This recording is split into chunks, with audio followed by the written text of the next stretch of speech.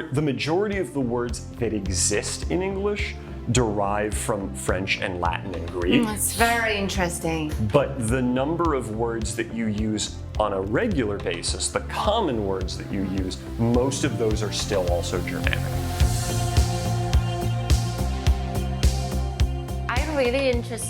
I've always been interested in like English as a language, like how it become, because I feel like literally,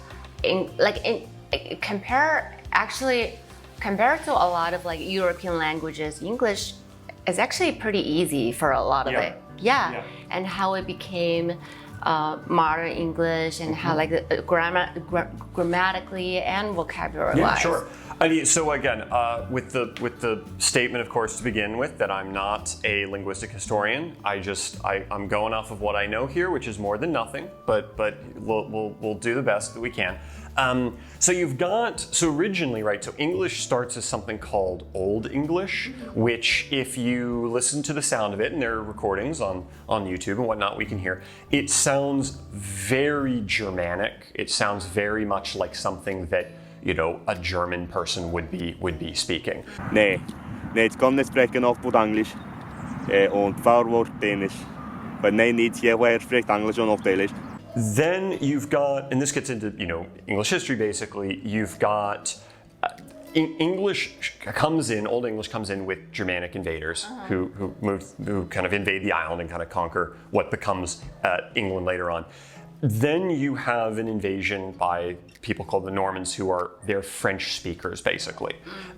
This is a sort of the Middle Ages. They kind of invade England, William the Conqueror and the Norman Knights, for sort of British history aficionados out there. And so for a couple hundred years, French is actually the language that educated upper class people speak in England. English it's like a peasant's language. It's spoken by common people, lower class people. And this is where I'm sort of a little hazy on things, so I think a historical linguist would probably have a better sense of this than me.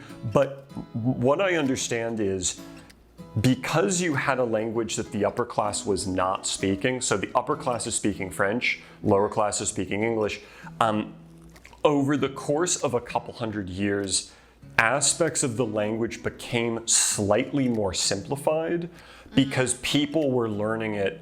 The people who were saying, all right, we're going to, you know, slowly merge into becoming English speakers, they simplified things along the way because they were not approaching English as their native language.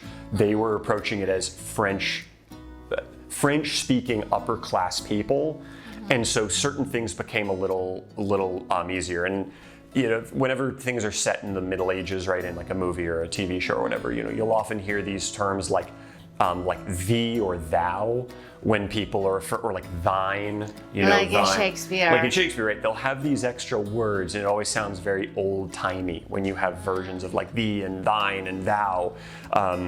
And those were older versions of ways of saying like you. But over time, those fell out of use, and eventually you were just left with you.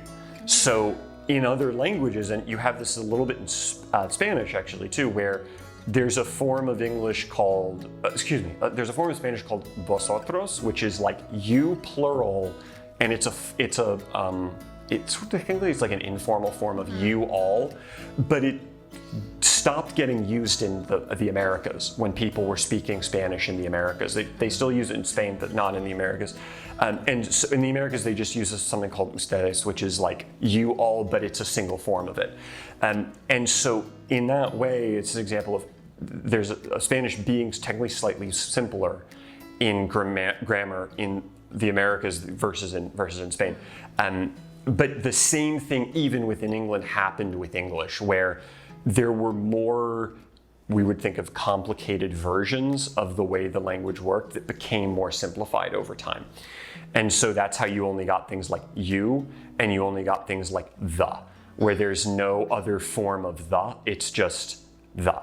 And you compare that to other certain European languages. Again, I can't speak to I can't speak to Russian, but I know for sure with German and French and Italian and Spanish and Portuguese, you have at the minimum 2, in some cases 3 versions of the. Yeah, when I've heard of it, it's And- like and- even more confusing. Yeah, that is, and again, I don't speak German fluently or anything. I've dabbled in a little bit, and one of the things I find is so confusing is these multiple versions of the that they have. With Spanish, you can kind of like, you've got el and la, and you can line that up pretty well with the sound of the word. But with German, it's like, I can't understand it at all. I don't know there's no logic to it. But English, basically, it became a slightly more simplified version of the language as time went on, versus some other languages. And it's not obvious that happened after the language became much more global and this sort of imperial language. It seems that it happened when it was still existing in England itself, but because of the way that you had, again, these French-speaking Norman nobles over time sort of simplifying the language to make it perhaps easier for themselves to speak it. Oh yeah, that makes sense. You Yeah. know? But then why did they want to speak English? Well, because over time they were still just, and again, I'll put a qualifier here. Again, if anyone wants to check me on this, please let me know in the comments. But my understanding was because they weren't a huge portion of the population. They were only a couple percent of the population. They were a ruling minority population. Oh. So over time, and also, over a few generations, right? If you're only a couple percent of the population and everyone else in the environment speaks a different language to you, the longer you live on that piece of land, the more, just for ease of communication, you're going to have to learn the language that the overwhelming majority of the population speaks. And you could even imagine, right, over time, someone who their kids, the parents speak French and they only speak French and they're like, we don't speak English, that's what peasants speak. But over time, a few generations, right, the kids start to pick up more English as time goes on, just from them living in a world where over time, English becomes a language that they will speak more and more. And eventually, they might learn French because they have to, because it's like, that's what you do. And they might be bilingual, but then another 100 years go by and even fewer and fewer people become bilingual. And eventually it gets to the point where, and this was, my understanding of English for a while, up until not even that long ago, the mid 20th century, everyone is a native English speaker, but if you're upper class, if you're well-to-do, and if you're a cultured and educated person, of course you will learn French, and you just will learn that language. That will be the second language that you learn, and that cultural holdover continued for hundreds of years. Within British society, less so in American society, but you even had a little bit of that in American society where, really up until I would say even World War II, if you were upper class and if you were well-to-do, you'd learn French. That was French and Latin would be the two languages that you would learn.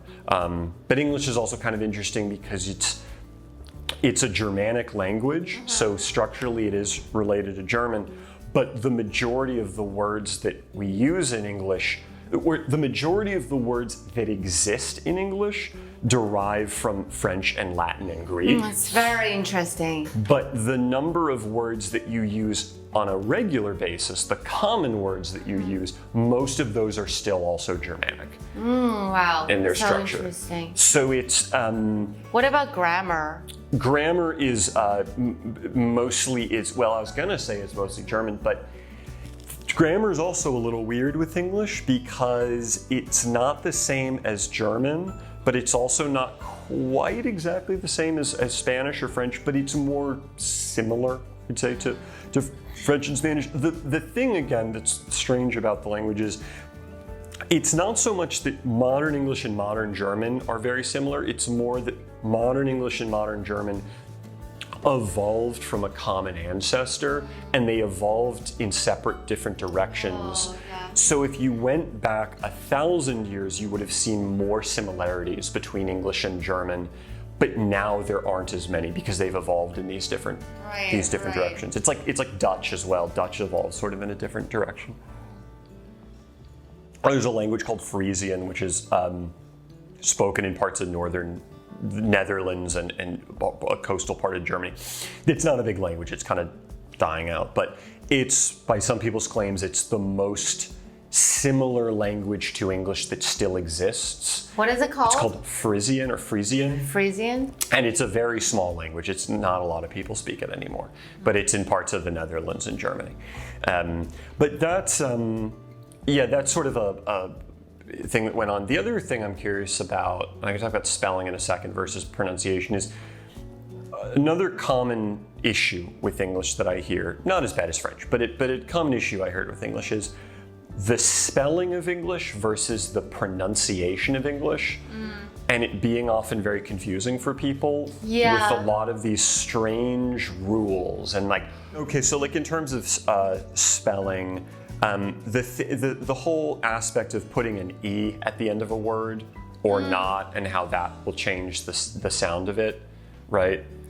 Yeah, that's a good point about like the E at the end. So because sometimes there's a sound. Yes, so like there's fin, so F-I-N, the fin on a fish, right? F-I-N-E, fine. Yeah. Right, it's not finny, it's fine. Yeah. Right, but why would it be that? Shouldn't it be finny because it's F-I-N-E? But we say fine. So it because you've got the Z, it changes the first part. Some people said that they find that kind of strange, and I never found it like any. I feel like I definitely agree with you, but for me it's like because I feel like anything in English was strange for me, so I never even doubted. Okay, this is what I learned. Okay, I'm just gonna learn this way. So I never even have a lot of like a question about why is this way, because I'm from like a really different background, so I was like, okay, I'll just take it. Like, it's just strange, I'll just like do it. Okay, because it was, I suppose that makes sense, because it is the first language